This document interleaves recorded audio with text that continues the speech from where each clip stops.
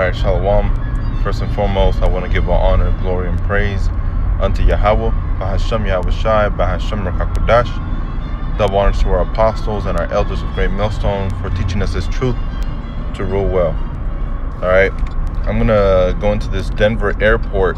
You know, they have this, they have Masonic symbols throughout the airport.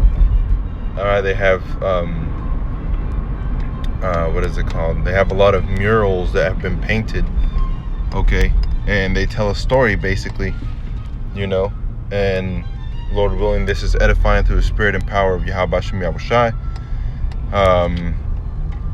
But this is the first picture, all right, which you see a lot of death, a lot of mourning, okay, and when you look at who's dead, it's so-called Negroes, Latinos, and Native Americans, all right, so-called Hispanics as well. You know, you have the speckled bird in the middle. At the very top, you have a Jake, you know, so-called Negroes. At the very bottom, you have the so-called Native Americans, you know.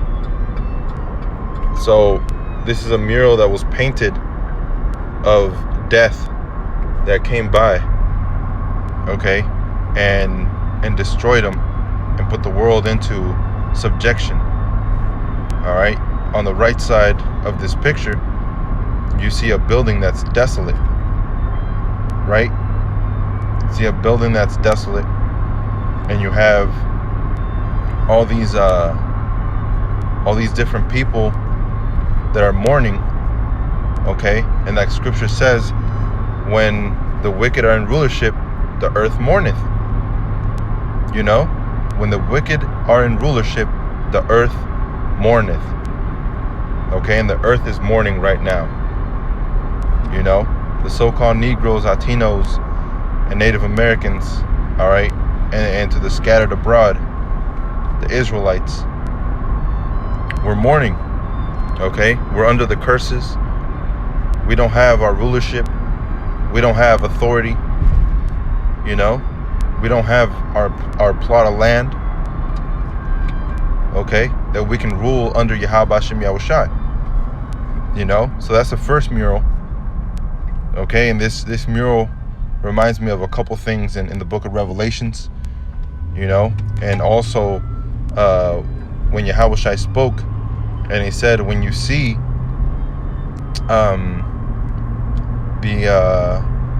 you know what, let me just try and get it.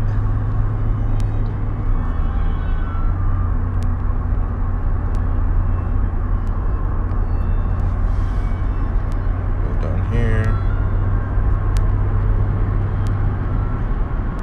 When you see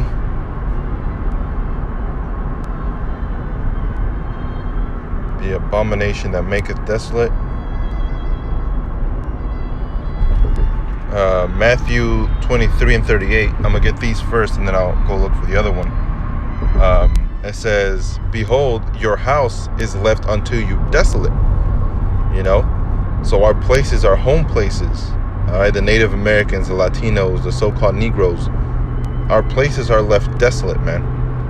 You know, our places have been left desolate, and we have been left desolate due to this damn devil, okay, that comes up against the Israelites, you know, that comes up against us. It says, Luke 13 and 35, behold, your house is left unto you desolate, and verily I say unto you, ye shall not see me until the time come when ye shall say, blessed is he that cometh in the name of Yahweh. All right, so that's prophecy. Yahweh Shai said that we were going to be left desolate and we wouldn't see him again until he comes back. Okay, Yahweh Shai is not here yet. So that means the house of Israel should still be desolate. You know, the house of Israel should still be desolate. Our land should still be desolate. And then you have those imposters in our land that are pretending to be us and are pretending to have Israel fixed up through the power of the Most High, which is a lie. The Most High hasn't built up Israel yet. He's building it up right now. We haven't been put in our land yet. That's why you still have the scattered abroad. In the book of one of the letters that Peter sent out, he said to the 12 tribes scattered abroad, greetings, right? And that's what we're doing too. We're greeting to the scattered abroad.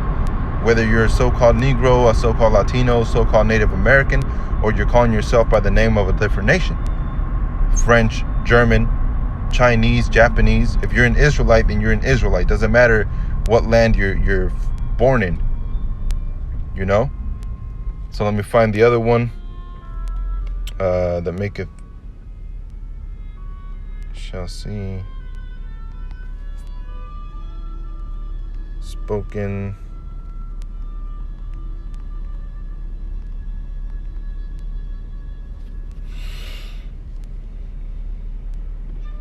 We'll do Mark 24:15 first. It said, when ye therefore shall see the abomination of desolation spoken of by Daniel the prophet, stand in the holy place.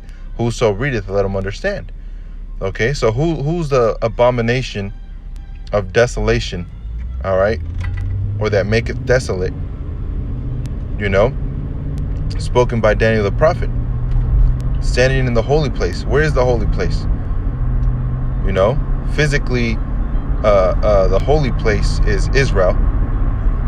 Okay, and spiritually, it's the Israelites, right? So who's standing above the Israelites, and who's standing in our land? It's Esau, Edom, right? So he's the one that maketh desolate. He's the one that brings in destruction, famine. It all comes through him. Which goes into the horses of Revelations. Esau, Edom, wherever he goes, death follows. Wherever he goes, death follows.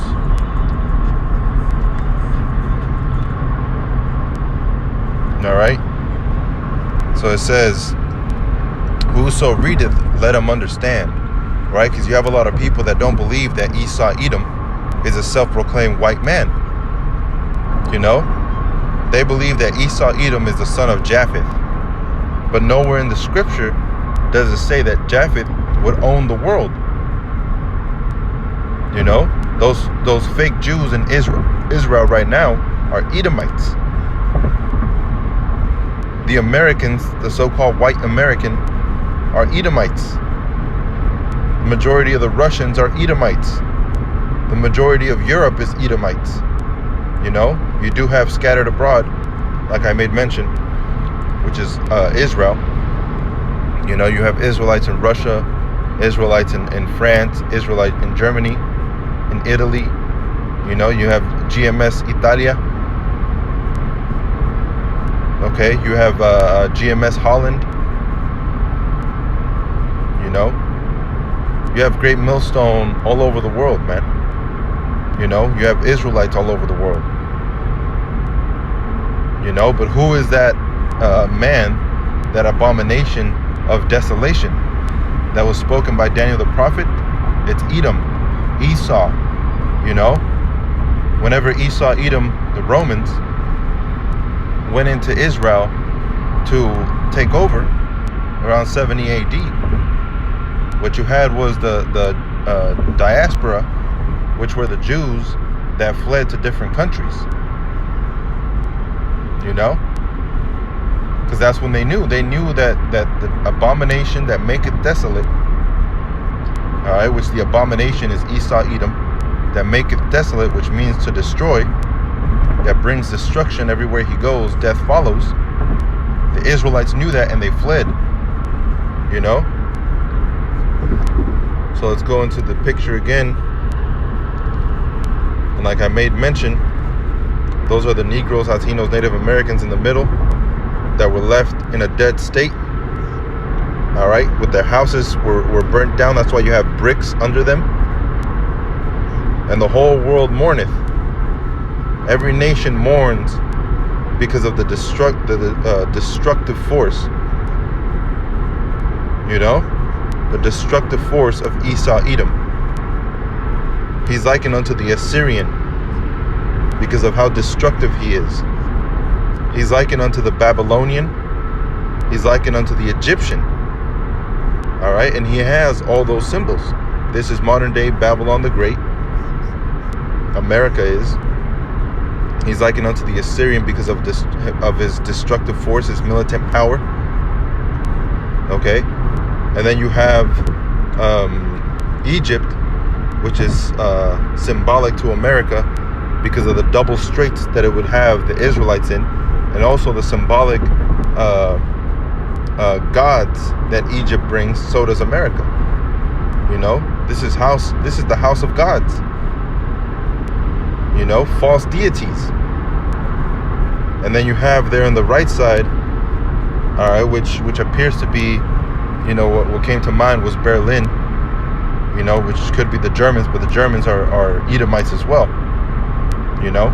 But also, one thing that came to mind was Revelations 13.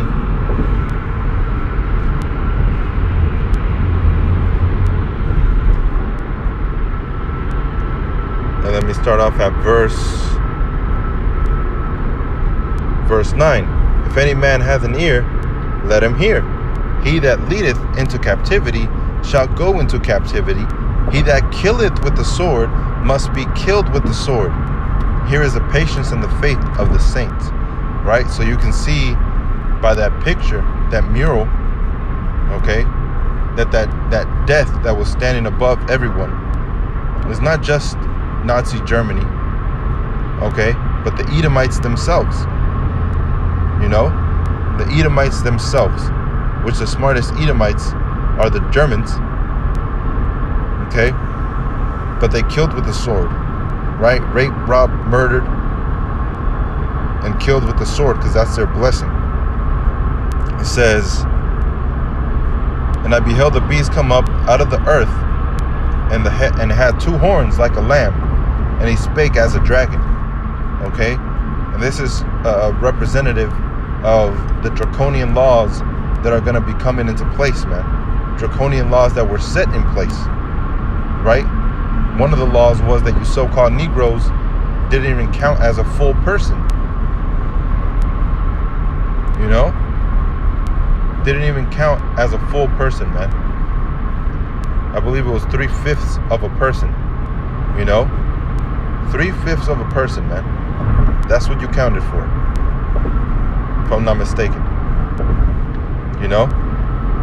So it says, verse 12, and he exercised all the power of the first beast before him, which is the Roman Empire, right? Because in verse 11, you had two horns like a lamb. That means a lamb is docile, right? A lamb is humble. And two horns that go to the lamb represents the plebeians and patricians, which is the first beast, which was in Rome. Modern day America has the Republicans and the Democrats. You know? That's the same representation of him exercising what the first beast had. You know? Inaugurations. It goes back to Roman culture. You know? The inauguration of so-and-so, where the people thought they had a choice of who was to be set in rulership, when in reality they didn't. You know? But it was a way for them to be kept in subjection under the rulership of the Romans. Okay, so you had, and he exercised all the power of the first beast before him, and he caused it the earth and them, Salakia, search over here. It says, and he exercises all the power of the first beast before him, and caused the earth and them which dwell therein to worship the first beast, whose deadly wound was healed. All right, and that word worship there goes into what is it called? Like giving a obeisance to. You know, let me actually go into the word.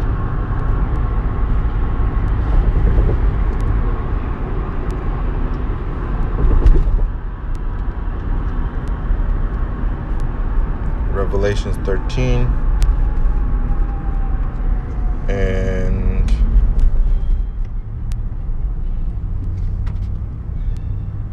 that doesn't mean everybody's going to bow down and on their knees praise Esau, Edom, or praise Babylon the Great. You know, that part right there. Now, the other part where it talks about the mark of the beast, when you take that, you're worshiping an idol, all right, which you're worshiping a false deity, which is Esau, Edom. So this is exercise all the power of the first beast before him, and causeth the earth and them which dwell therein to worship proskenio.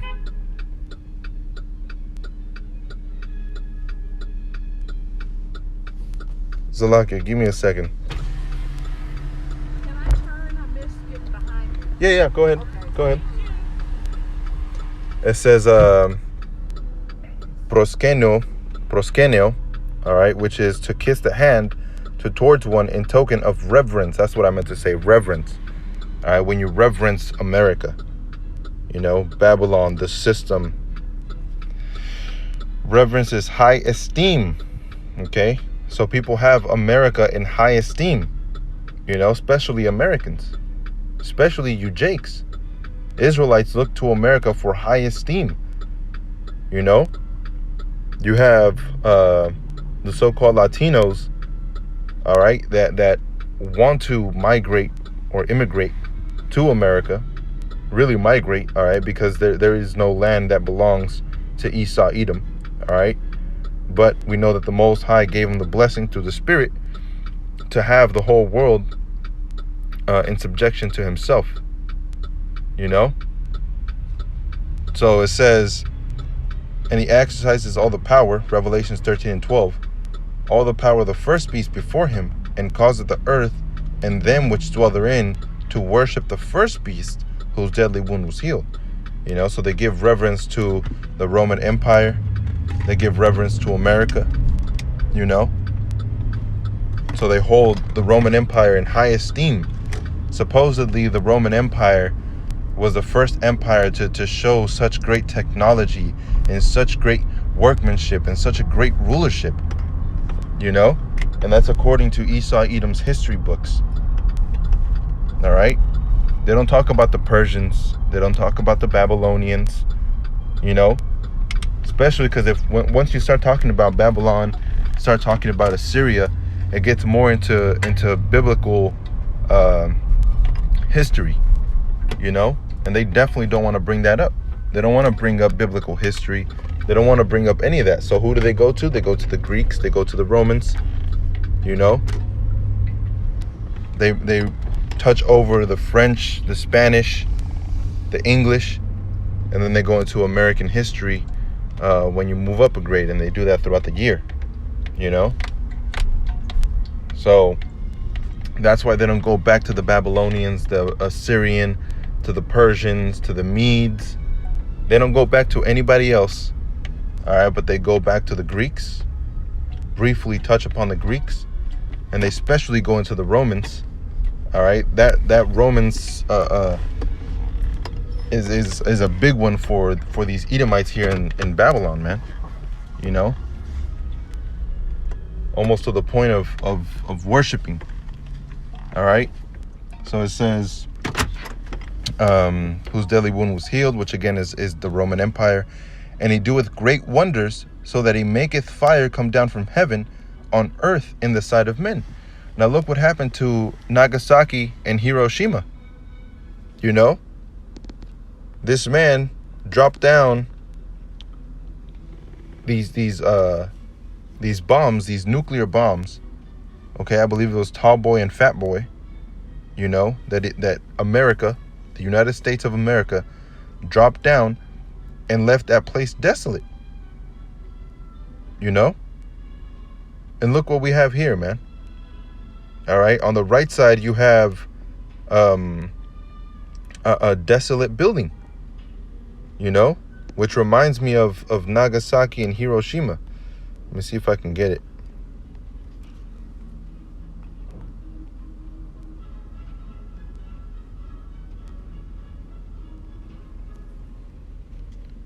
See if I can get it, man.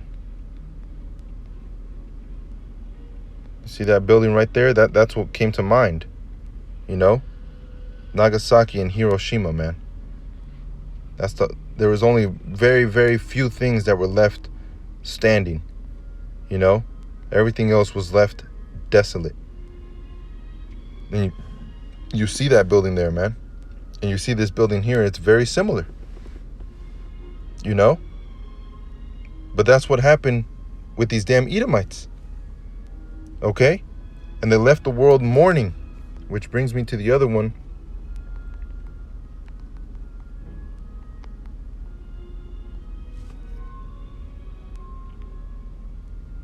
Isaiah 24:4, the earth mourneth and fadeth away. The world languisheth and fadeth away. The haughty people of the earth do languish. You know? They do languish. Let's go into that word, languish. I should just stick to this one. I usually do. You know, because you can actually go into the word. Where was it at? Earth. Languish.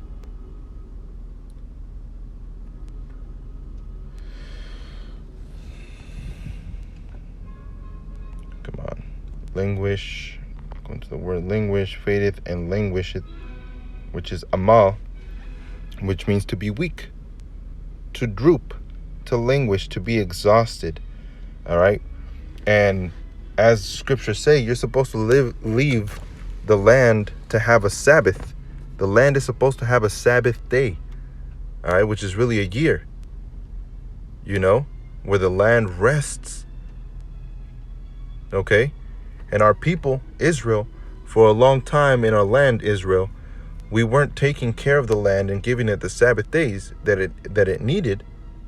And that's another reason why the Most High brought our destruction. All right. And it said that the land was gonna finally rest because of all the wicked shit we were doing, man. And that's why this destruction, all these stuffs were brought forth, you know. So it says to languish, to grow feeble. All right. The land is feeble, you know. Back then you had an orange and that shit was juicy, and it had seeds, okay, and it was ready to continue to grow, you know, continue to bring fruit. And now you have an orange and that shit is fucking tiny, smaller than a tangerine almost, you know. And it has all kinds of chemicals, you know. Really nothing's healthy anymore, man. Not the way that the Most High intended it to be. You know, the sky is polluted. I believe an elder had made a video about can't remember if it was Elder Yashawamba or one of the elders that had made a video recently. I think Elder Yashawamba just posted it. You know, it might have been a brother that did it, and Elder Yashawamba posted it. But it was about how the chemtrails and all those things are confirmed by Esau Edom. You know, they've been confirmed. It is true. They're doing that. And nobody's doing a damn thing about it, man. So what is the sky doing? It's growing weak. What is the earth doing? It's growing weak. Decreasing day by day by the man that's in charge. You know? And that's another reason we know that the wicked is in charge. Which according to scripture, we can go to plenty of scriptures, man. But according to scripture, all right, the wicked are estranged from the womb, go astray as soon as they be born. You know. 2, 2 Ezra chapter 6 verse 9. Esau is the end of the world, and Jacob is the beginning of it that followeth. You know, there's so many scriptures that we can go into to prove that Esau Edom is a so-called white man. All right, but we don't, because this is mainly concerning the brotherhood. You know. So it says to grow weak. Verse 5, Isaiah 24:5. The earth also is defiled under the inhabitants thereof, because they have transgressed the laws, changed the ordinance, broken the everlasting covenant. You see? Therefore hath the curse devoured the earth, and they that dwell therein are so desolate, or are desolate. Therefore the inhabitants of the earth are burned, and few men left. The new wine mourneth, the vine languisheth, all the merry-hearted do sigh. The mirth of the tabrets cased, the noise of them that rejoice endeth. The joy of the harp ceaseth. They shall not drink wine with a song. Strong drink shall be bitter to them that drink it. The city of confusion is broken down. Every house is shut up, that no man may come in. You see? And that's one thing that's happening right now. The houses are being shut, man, especially due to this COVID disease thing that Esau Edom let out into the world, you know? So that's one of them, man. You know? That's Esau Edom. And the world is languishing, mourning. The so-called Negroes, Latinos, Native Americans are dead, in a dead state of mind, which that's where we bring Ezekiel 37 from, you know? Because we're waking up. Some of us, a small remnant, is waking up to this truth.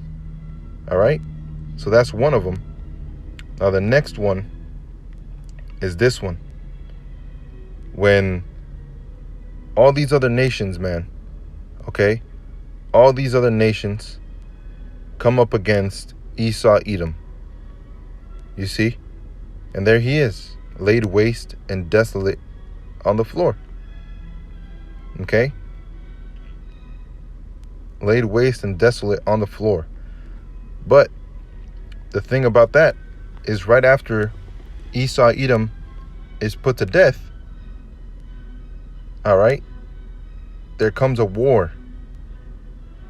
You know, there's going to come a war and fires. You see?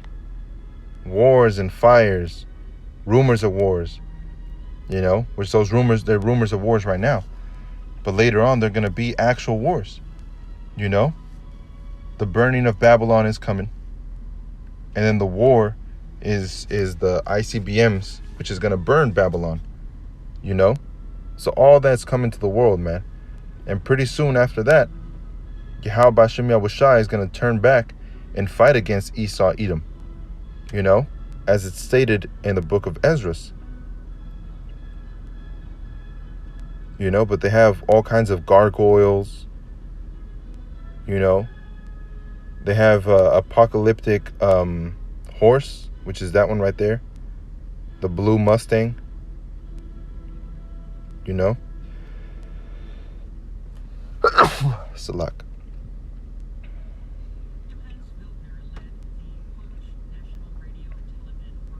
This one right here could be everybody flowing to the house of Jacob. All nations, you know. All nations flowing to the house of Jacob, Isaiah chapter 2. Why? Because the house of Jacob is going to be a light. All right? It's going to be a symbol of the power of Yahweh B'Shem Yahushai, man. You know? But hey, man, these Freemasons know what's coming. All right? They know what's coming. They know what they have to do. Okay? And the destruction that's coming is imminent. You know? That one on the top right, that's Esau Edom Babylon. That's dead. In a dead state. All right? Then the bottom left, that's the destruction of Babylon. You know? All the merchants of the world mourning for Babylon. That's where they would sell their goods. And then you have a choice vine that everybody flows unto. All right? And that choice vine is Israel. As the elder apostle Tahar made a video yesterday or the day or the night before, all right, about Israel being that choice vine, all right, and the Israelite foreigners are being grafted in to this tree, right? You can't graft in an apple tree to an orange tree or vice versa, because they have to be from the same family, right? So who's the same family to the Israelites?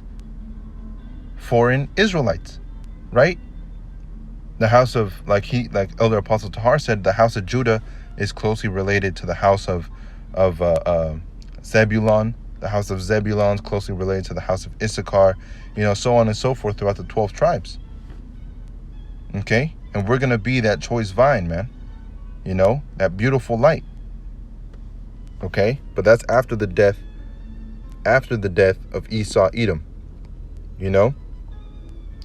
So again, going back to Isaiah 24, it says, verse 10, the city of confusion is broken down.